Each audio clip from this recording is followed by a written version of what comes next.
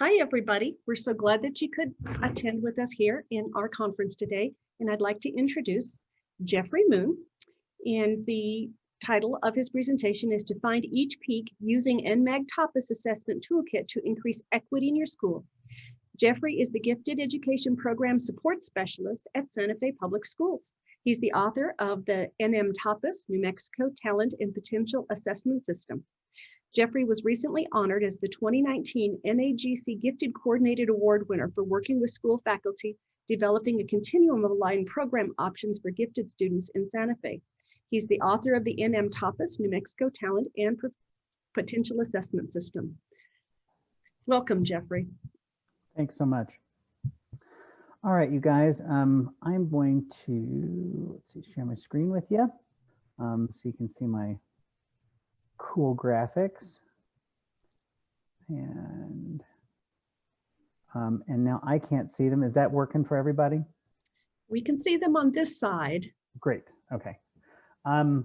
So the New Mexico TAPAS vision is the idea that we'll equitably identify every student with gifted education and talent development need. And before we get started with the meat of this, I want to make some acknowledgments. First, that we teach on stolen and colonized land. I'm right here on land that was occupied by a number of pueblos, some which are here, some which are not anymore, as well as Hickory Apache. I know that because of an amazing link that came from the last session that allows you to look up what land you're working on. We live in a country with racist systems and have all been socialized with racist attitudes, which is problematic. We teach kids with various levels of privilege and ability. We teach in school systems that may be designed to help fulfill potential and develop talent. We teach in different schools and systems, and we're all here because we care about gifted kids.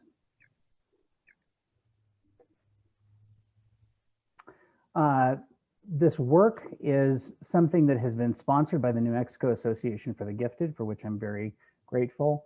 NMAG is part of the National Association for Gifted Children. The New Mexico Public Education Department has also made contributions to this, though we're not speaking for them. But yesterday, I have to say, I was in an exciting meeting with Jackie Costales and Lynn Vasquez from the PED. They're really interested in this work and helping to coordinate and make that something that can be accessible for everybody across the state. Kathy Price is my partner in crime for this stuff. She's in a presentation, another breakout room right now, but her managerial work and teaching work has really helped this happen over time. Steve Heil is my teaching partner at Santa Fe Public Schools and listens to all these crazy ideas before they go out to other people. So is my wife, Carmen Moon. And there are a whole bunch of people who have done work on alternate identification in New Mexico that really is collected in this package. Pamela Sutcliffe, the former coordinator for Gifted Ed and APS and for the state, Lori Kamali Kaplan, the current president, and Mary Frazier, who's sort of my mentor, who passed away early, who originated the FTAP that this is kind of born out of, as well as June Maker, who authored the other performance-based alternate assessment system that we used to use in New Mexico, the Discover system.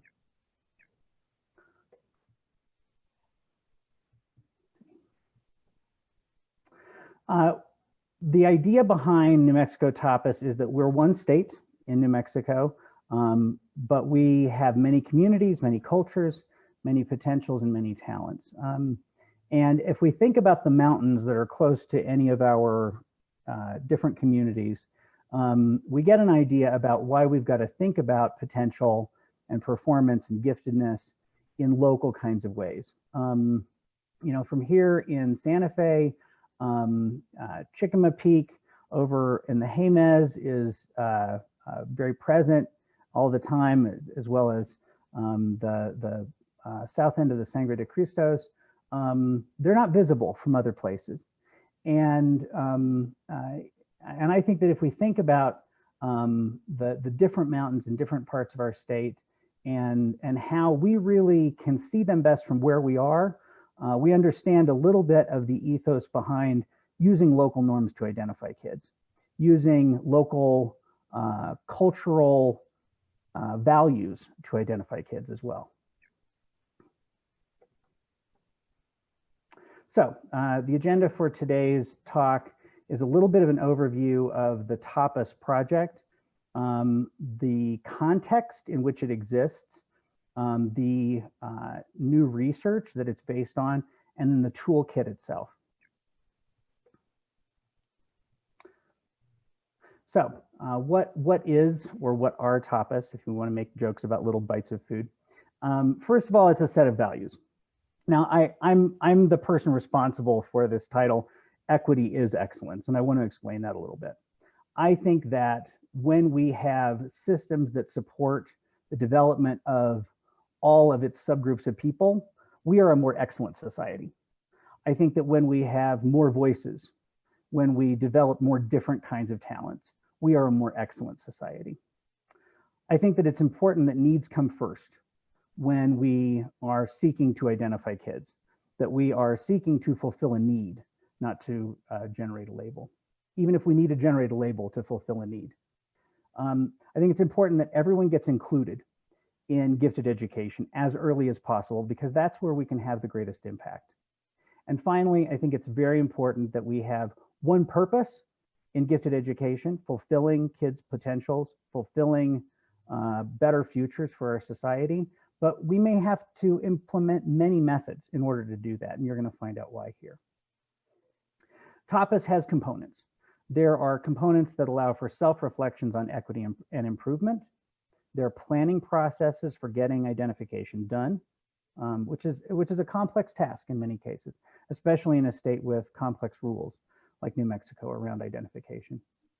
It's a set of professional development communities, people to rely on, to bounce ideas off of, to say, your school is like mine, how are you doing it, so that we can improve each other, and a set of decision-making tools in order to identify the kids.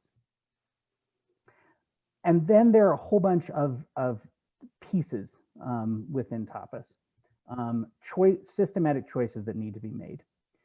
What domains of talent are we going to develop? What domains of giftedness are we going to address? What kind of pre-service or front loading are we going to do to make sure that we close gaps in the kind of resources that kids come with? There are choices of incidence level. How many kids are we going to serve? What indicators are we going to use to find them? How are we going to make sure we get to all the kids? What kind of norm comparisons are we going to use? How are we going to confirm or select the kids? And the old FTAP and Genie displays that some of you may be familiar with are part of that. There's also an added evaluation to find and define needs, because kids may have needs that go beyond just the definition of giftedness we apply. There are reporting methods, and then there's continuous improvement in equity that needs to be made. I want to say that all of this is very much informed by the Shrinking Excellence Gaps model, Plucker and Peters 2016. And it really starts with the universal testing and local norms to identify kids, but assumes that we are going to apply all the things that are going to be necessary to get kids to the places where they want to go, that are important to them, including ability grouping, realistic opportunities, accountability systems that identify their strengths, and having teachers who can do that for them. So some pieces of context. One piece of context is the missingness of our kids, the number of kids that the Purdue Jerry Access Denied report says we probably haven't found in New Mexico. Two, excellence gaps that very much mirror those, the number of kids who are showing advanced performance right now, and the way that those are distributed, racially and ethnically. The pandemic, of course, is a piece of our context right now that we can't ignore. And we have some data from New Mexico survey that was done this summer alongside the focus groups that some of you may have been a part of as well. So who's missing? The missingness report, the access denied report that Ann Gray, the last speaker, and Dr. Marcia Gentry also were part of, has three concepts that identify who's missing: access, equity, and missingness. And they have implications for the racial ethnic identity of kids, socioeconomics, and overall incidence.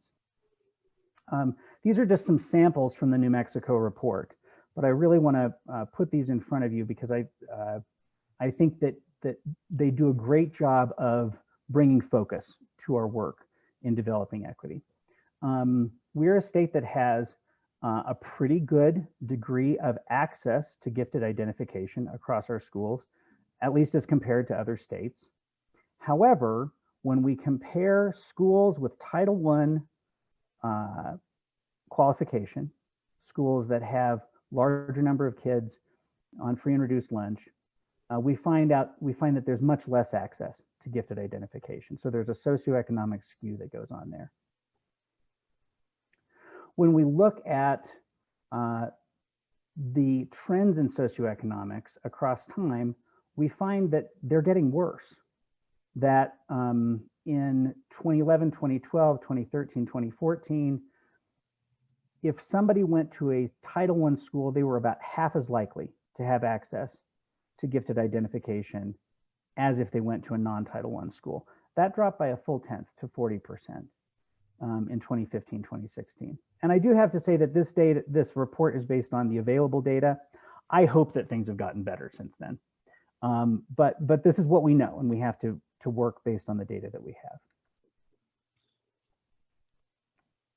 If we look at who's missing and how many of them there are, the report provides a pretty tidy summary that in 2015, 2016, we had a little over 16,000 kids identified as gifted. The number missing is somewhere between a little over 6,000 and more than 23,000, almost 24,000 kids. Now, how did they come up with those boundaries? My understanding of the methodology is that the lower boundaries are generated using the overall incidence level of giftedness that is prevailing, about 5% in New Mexico. The upper boundary is around how many kids are missing compared to those kids who are best represented in gifted education. Those kids who are best represented are, of course, white students and Asian students, just like they are across the rest of the United States. The summary provided about New Mexico is that statewide, the number of missing students ranges from 6,211 to 23,801. That's between 28 and 59%, with most of those missing students coming from Title I schools and from underserved populations. Now, who's succeeding? This report is older, but the Talent on the Sidelines Excellence Gap report very much mirrors the Access Denied report. Looking at NAEP data from 1998 to 2007, what we see in terms of race is that white students have the highest degrees of advanced performance on the NAEP grade 4 and 8 reading, with Hispanic and Black students trailing. And the report does not look at Native students. If we look at socioeconomics, students who are not eligible for free and reduced lunch are much more likely to be demonstrating advanced performance than students who are qualified for either free or reduced price lunch. That report looks at reading. The math numbers very much mirror it, although they're more dire overall in terms of advanced performance. And the pandemic, of course, doesn't help. The folks at the Northwest Education Assessment Organization who produce the MAP test looked at their data about how scores tend to fall over summers when kids are in normal school, and they applied that modeling to the time that students have been in remote instruction. And of course, we know that some students have had more instruction in remote, some students have had less. We know that some students have better access at home to resources even without school than other students. But what they overall predict is that something like a very long summer has happened to just about everybody, with the most advantaged students having the least slide in their skill and knowledge, and students with the fewest resources having more.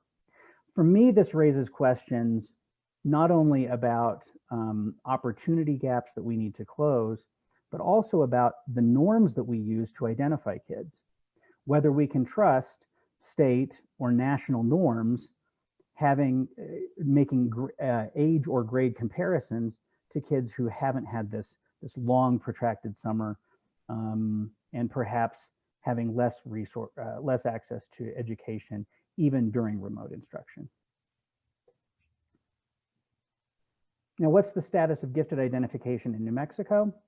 The focus group meetings that happened, that NMAG and PED sponsored in the spring and summer, very much found that identification practices were all over the place. The New Mexico Association for the Gifted also sent a survey to members and to folks who have done alternate identification through the FTAP process, and asked questions about to what extent alternate identification is working. Is it valid? Is it equitable? Is it yielding students who respond to typical interventions? Does it appear efficient? And what methods are being used? And when we focus in on this, we had a couple of hypotheses. One, that when we use more equitable practices, we get higher levels of equity and increased incidence. We predicted that validity in response to intervention wouldn't significantly decrease when we found more kids. We predicted that equity in identification would be significantly correlated with use of best practices and equity in testing, and the validity of identification would be significantly correlated with use of best practices and the utility of the testing. And it might be even correlated with the processes that are used. The sample of respondents was relatively small, so you have to take that into account, that there may be some results that don't show up because of the small number of respondents, and also that it might not be representative of the broader state. There were 49 New Mexico respondents. 39 had knowledge of gifted identification and services. 1 had only knowledge of gifted identification, and 11 had only knowledge of services. We dropped out the 3 that were from out of state. And I think some of these results are interesting. One is that there's this cluster of practices offering teacher training to reduce bias in nomination and referral, inviting teacher nominations or referrals, locally norming them, also locally norming or rank ordering achievement scores, giving parent education sessions, considering non-test information, and using local or subgroup norms when identifying students. Those formed a cluster of practices, and on a scale of 1 through 4, the respondents said they were being used about a 2.38, which is kind of between occasionally and usually. There's another cluster of practices, inviting parent nominations, giving a full reason or cognitive battery after a short screening test, and collecting information about all the New Mexico areas of possible qualification. This had a higher mean, and I think it's interesting because these are closer to what I'd call standard practices in identification. And even though this was a survey about alternate identification, the standard practices were happening significantly more often than the alternate practices. There were some outliers that didn't cluster with the others, including giving a universal screening test using reasoning or problem solving, locally norm ranking that, and giving enrichment services prior to screening or testing. Overall, the results of this survey showed that FTAP was the most reported method, but there were others and no alternate method reported as well. The utility and equity reported was relatively low, but increased the more alternate practices were used. Average validity was high and increased with more access across grade levels and more access to universal screening. And as I said before, it's interesting that the use of these more standard practices appeared more prevalent than alternate practices. I also found, and this wasn't a question at the start of the process, but I did find that utility and test equity, the equity of the kids who were seated to test, predicted almost all of the variability in identification equity. So if the identification system worked, and it worked fast, and we got the kids seated to test, then the equity of the identification process, the full outcome, seemed to be very high. I think there are some implications. One, we've got to increase the use of alternate identification practices, and we've got to increase access to testing. It seems that irrespective of type, if our identification systems are very useful and very equitable in who they seat to test, we get good identification equity. But we don't necessarily need something that's called FTAP or something that's called Discover, or something that's called any one thing. There are practices such as parent nominations, testing across domains, pre-screening, that don't seem to help very much. And so, as some of our peers across the nation are finding, less assessment, more broadly accessible, may be more. The new directions that are identified in the literature include how we should look at nomination, how we should do universal screening, and how we should use local norms. And before we move forward, I do want to say universal screening is what it sounds like. It's screening everybody. Local norms is a term that can mean norms within a district, norms within a school, norms within a subgroup. There are more local and less local norms. We could say that norms are more local when they're more proximal to the group that's being tested.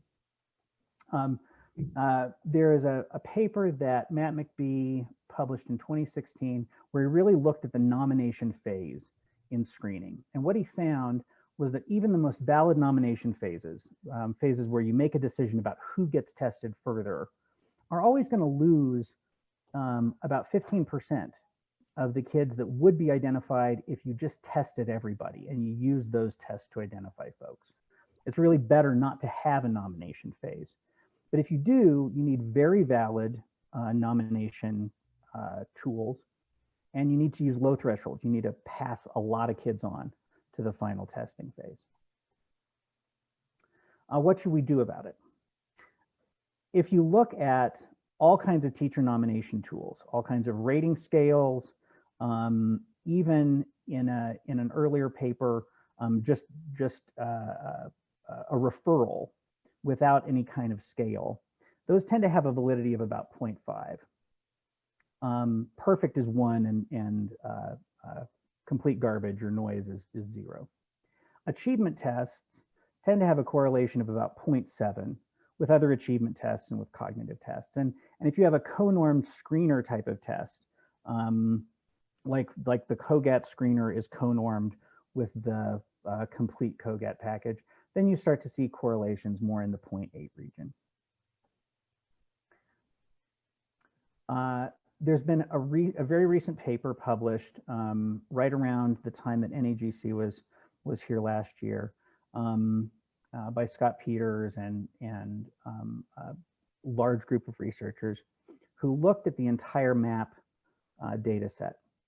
And what they identified was that if you use norms that are more local, norms that are closer to the building level, you tend to create more equity. This graph is sometimes a little confusing to read, but I think it's worth picking through it. If we just use national norms on the MAP test, and we use a 5% cutoff, the 95th percentile, to identify kids, then we find pretty huge levels of inequity between the percentage of Black and Latinx kids who are identified. That's very low as compared to Asian American and white kids, okay? Other is a lump that includes Native kids, which is important to us in this state. But it's not a large proportion of the population of that test. So they group them with Pacific Islanders and folks who indicated 2 or more races. When we move to district level norms, you see slight improvements. But the best levels of equity are found when using a building level norm. That's the dark blue bar here. And not far behind are the levels of equity that are found when you combine local norms with national norms. So we're looking at both the top 5% of a building and kids who score in the top 5% of the nation. Looking at math scores from the MAP test, they found a very similar result, that either building level norms or national plus building level norms created the most equitable results. And there are a lot of folks who, I'm going to skip forward and back, there are a lot of folks who have raised objections to local norms, like, are they portable enough? Are they real enough, kind of? Because national sounds way cooler than local. We don't, banks call themselves national banks, not local banks, right? But the PSAT, the SAT and ACT, in the way that they're looked at by college admissions counselors, use local norms.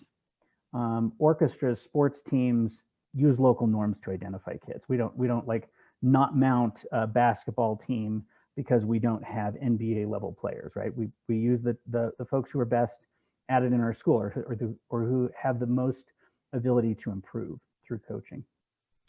Valedictorians are chosen through local norms. In fact, the University of Texas system, UT Austin, will admit anyone who's in the top 10% of their high school. That's a local norm. And there's a paper by Carmen et al., 2018, where they looked at the COGAT nonverbal with kindergartners, I believe in the Houston district, and they found very much the same thing. So this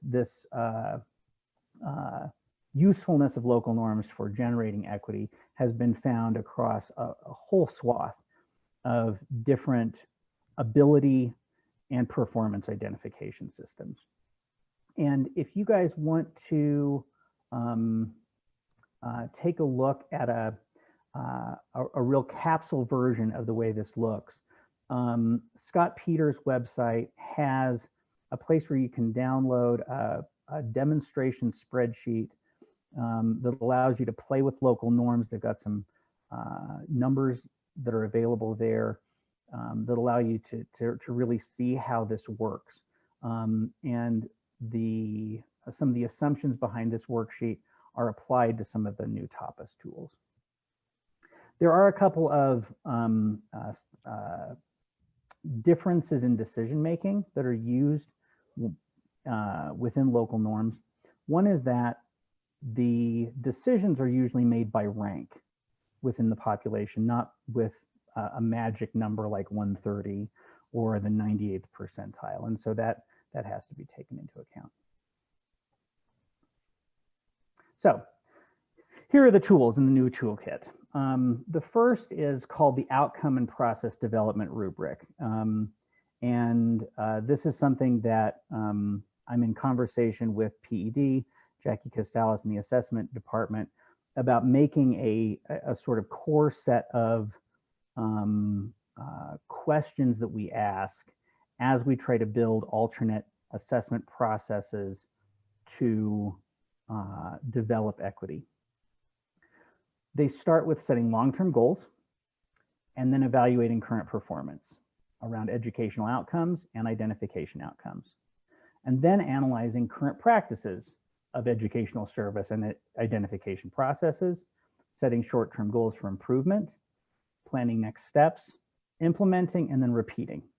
I think one thing that we have to move away from in gifted identification processes is the idea that we can just do a thing and it's going to work. Very early in my career, using Mary Frazier's work, what I encountered was using her TABS identification rating scale Because it was supposed to be culture fair, I assumed we would get a culture fair result. We didn't. We still got a very economically and racially skewed kind of result. But we only knew that once we started evaluating the success of those processes. So TAPAS is many small pieces. You decide what are your value domains, what incidents or percent do you want to serve, what's your equity target, how are you going to nominate kids, how are you going to assess them, and then what cutoffs are you going to set. And there's a whole set of tools in this package that will allow you to make these decisions. So for example, if you have many valued domains, say you want to identify kids for spatial strengths as well as leadership, as well as verbal ability, as well as mathematical ability, say 4 or 5 different abilities, you'll probably have to set a different cutoff in your identification system than if you just want to identify one ability. Say you wanted to use one global score. The second thing that it allows you to do is incidence planning.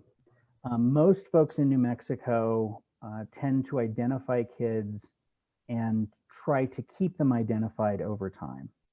I think it's rational to identify some kids in very early grades, those kids who are showing up with a huge amount of need, and then add more students over time as their abilities develop.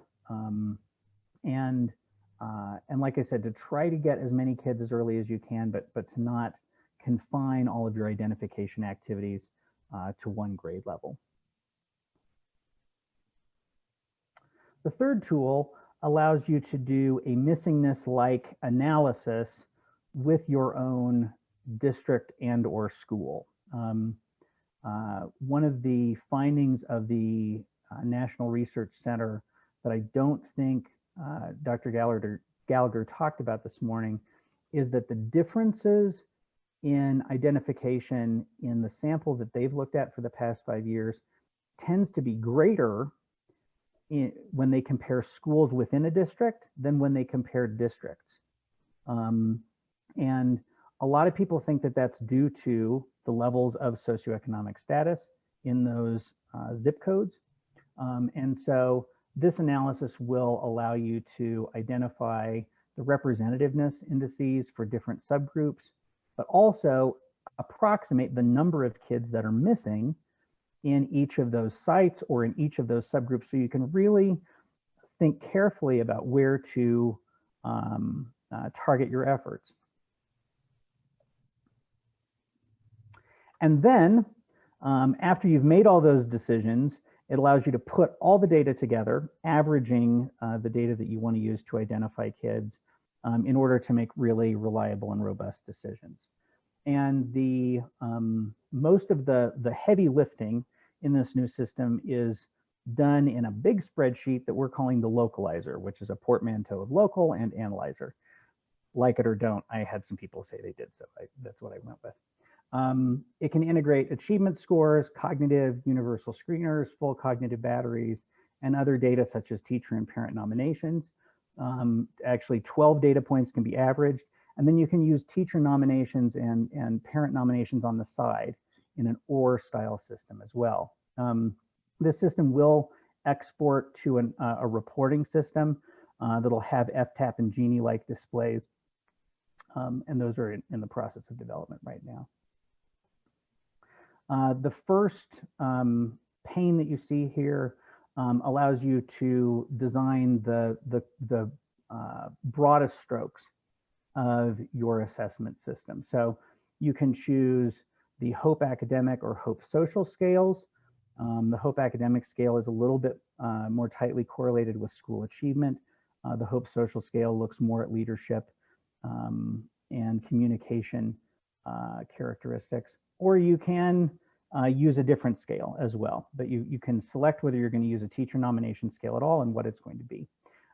You can select whether you're going to use one-step screening, a universal screening, which really is the best, or if you have to, a two-step screening, as most of us have to because we can't afford to give a full assessment battery to all the students. And then to decide what percentage of kids you want to be selected based on from your universal screening to go to a more targeted screening, what percentage of kids you want to be selected additionally from teacher nominations, if you want to do that, and then what percentage you want to have selected at the end.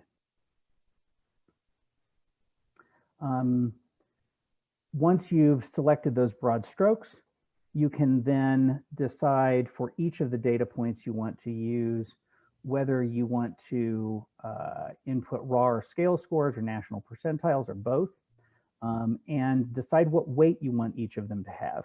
This is important because for younger kids, you might want to put a little bit more weight on ability scores, since those tend to have more complex items than achievement scores, achievement tests do at that grade level.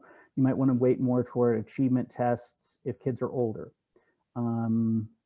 Also suggested in some literature is weighting based on reliability or based on what proportion of kids you want to find based on different types of ability profiles. But you get all the flexibility around that. And you get 12 of these pages to look at various kinds of data.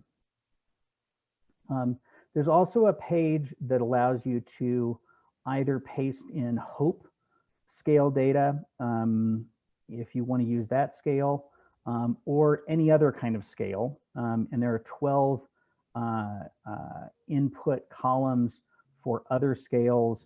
The GRS and SIG scales each have 12 items in each of their rating scales that you can input there. And then you get to select what your screening components are. Here I have a screening set up so that math data, reading data, and a COGAT universal screener are used for the universal screening. And then the achievement data is left in, but we move to the COGAT complete for the targeted screening. And of course, you could select other data in there as well. And then you get to select your norming plan, who you're going to compare the kids to. One of the scenarios that we just looked at from the Peters paper is one in which we have both national percentile comparisons and local ranks. And for the sample data set that I used for this demonstration, I selected those two, and then I was able to go to an equity dashboard. And the equity dashboard told me that I got a fairly equitable result out of the universal screening, but I have some serious equity problems coming out of the targeted screening with no English learners and no American Indian kids identified as at the end result from this. Now the data that I used actually looks more like a school that has a lot of high socioeconomic kids mixed with kids who have who are from underrepresented groups or have other opportunity to learn differences. And so I went back and I shifted from using local ranks to using national percentile comparisons and then subgroup comparisons based on opportunity to learn, free and reduced lunch and English learners. And let's see. I included the result there and it's not coming up. I'm sorry, you guys. But because that was a nested population with kids with lots of advantages and kids from underrepresented groups, that had the effect of massively increasing the equity of the result. The results then that you get come in rosters with kids ranked. You can see that you get a local rank. That's actually the order that they're in. But then there's a free and reduced lunch rank and an EL rank and a national percentile rank also that are available. And any of these automated decisions can be overridden for a parent nomination, for a request by a gifted ed teacher who's seen the kid in the classroom and knows different, or even if you might be in the scenario where you say, okay, I want to move one more kid from this subgroup forward in the process, you could just manually override that. And then it gives you a cool little report, some automated text to use to report results of your screening. Like I said, that this will also report, send data to a longer report that you could use in a more formalized kind of assessment as well.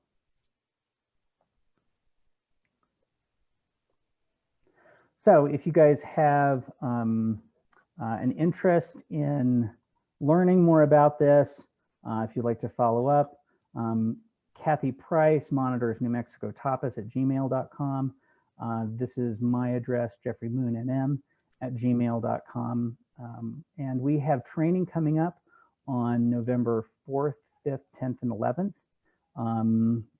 This will be a training that really expansively covers the new toolkit. So if there are folks who haven't been involved in alternate assessment before, this would be appropriate for you, as well as folks who have been involved in other alternate assessment processes in the past. What kind of questions do you guys have? So some questions that were asked a little earlier in the chat, Geoffrey. And one is from, one is from Ursula, and she said, do districts outside APS actually have or actually use a multidisciplinary team meeting to review the scores and determine eligibility based on, or is eligibility based on IQ and achievement test scores only as in APS? I know of many schools that use the multidisciplinary team meeting to review whether kids have need or not. Most tend not to use it to review whether they actually meet the eligibility criteria other than need.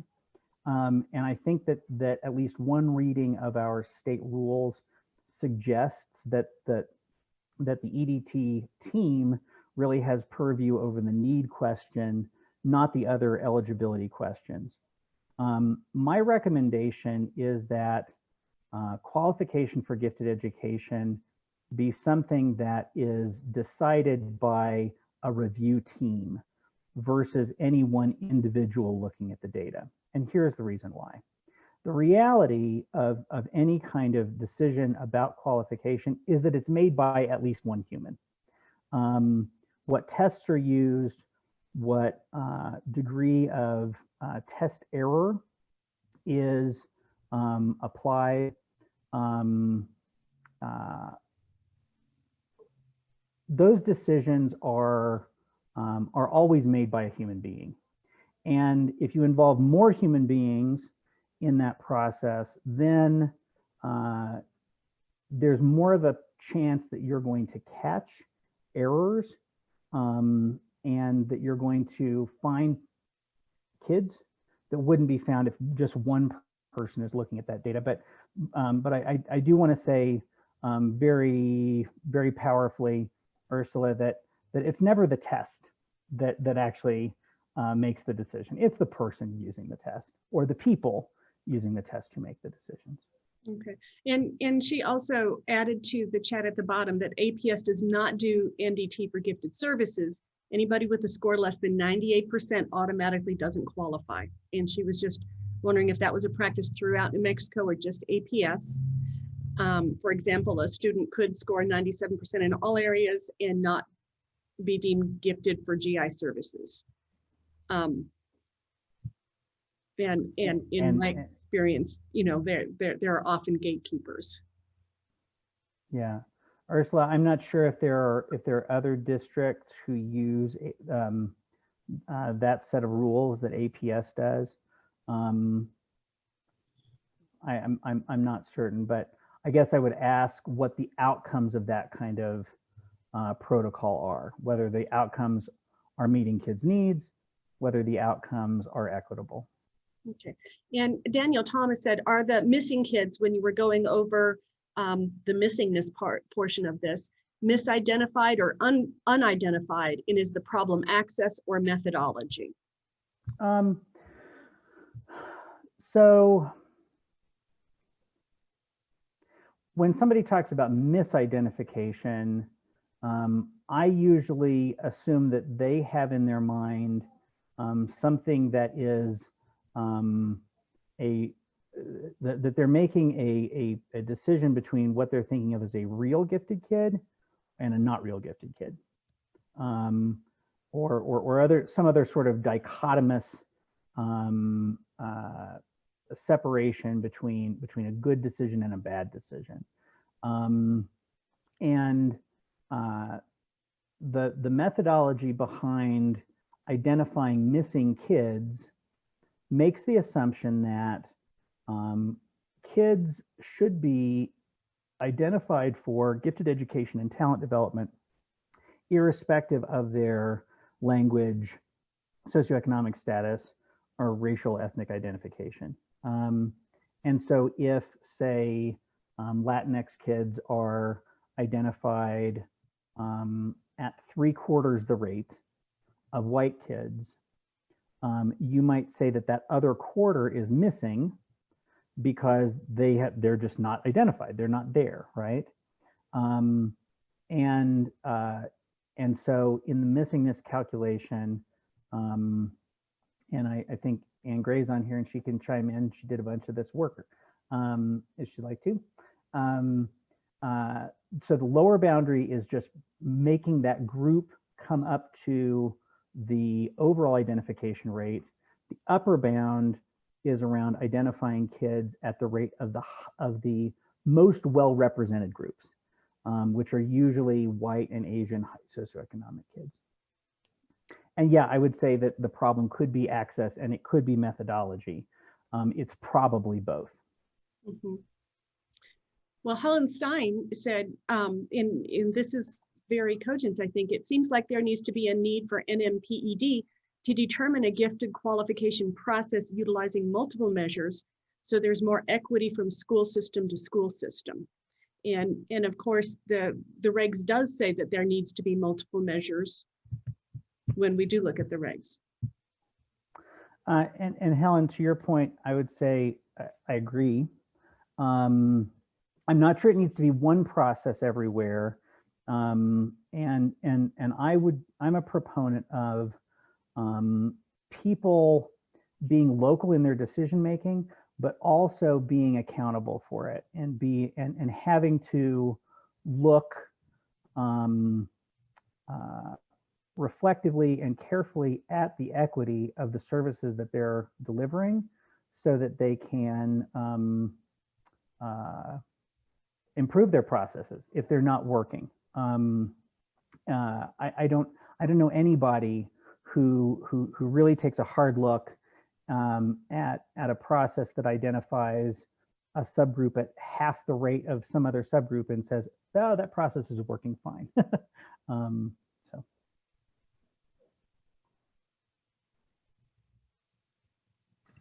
This is Helen. I'm just going to unmute. What I meant by one process is that there's a menu. There are multiple measures so that school systems are not just utilizing one. Like in APS, the COGAT test is a pre-screener is the gatekeeper. So right. If we had New Mexico PED saying you can't just use one method of determining whether a student qualifies, then they don't have to all use exactly the same ones, but they can't just use one. I think that makes sense. I think that, and the way I would pursue that line of reasoning, Helen, is that number one, if you look at Matt McBee's research, any kind of nomination process is going to have some false negatives, right? And two, just that any system is going to have errors in it. And so I think an equitably designed system has safeguards and has appeals processes to make sure it does things right. I think that the potential harm in gifted identification is much greater for the kid who's not identified than for the kid who is not identified and should be, than for the kid who is identified and maybe shouldn't have met the criteria. Like there's very little harm in that. There can be great harm in a kid who really needs to be identified being not identified. And Lucy sent me a private message saying Gallagher was using 10%. And I'm not sure she said that is their criterion percentage. But I'm a big proponent of targeting something more like 10% as an identification level than the 5% that we typically do in New Mexico right now. And the reason for this is that when you look at the difference in means on the tools that we tend to use to identify kids, that tends to result in identification levels closer to 10% for our most advantaged groups. And so if we move the identification level for everybody closer to that identification level of the currently most well-represented groups, what that means is that we're giving more equitable educational opportunities to everybody.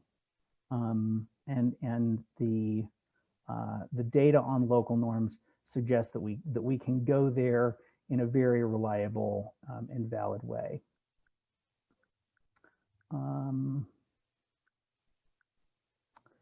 And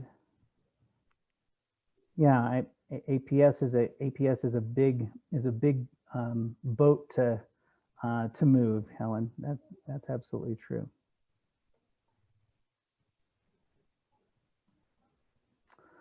All right, you guys. Any other questions?